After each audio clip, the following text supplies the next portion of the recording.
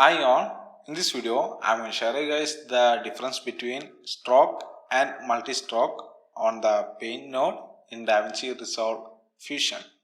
So let's jump into this video. The first difference is that after drawing you can't change any parameter of multi-stroke, while for stroke you can change every parameter, and if you change the stroke to polyline stroke you can even change the shape of lines that you drawn. Second difference is that you can't animate multi-stroke using keyframe, while for stroke you can animate it to your liking.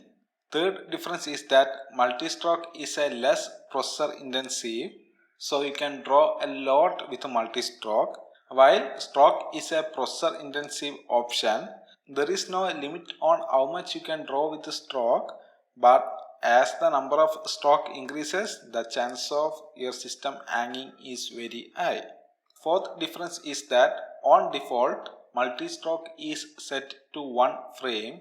It means that the multi-stroke that you drawn will only show on one frame, and on the next frame it won't be shown.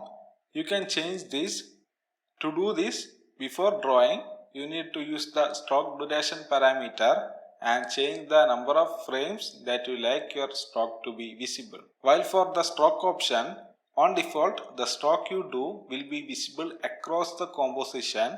You can change this option, and like I mentioned, you can even change this option even after drawing the stroke. To change the duration from the animation section, you need to change it to limited duration, and on the duration parameter set the number of frames that you like your stroke to be visible to. So that's the main difference between this stroke and multi-stroke. At the end, if you want to use a multi-stroke, you should have a plan on what you are trying to achieve by using this paint node.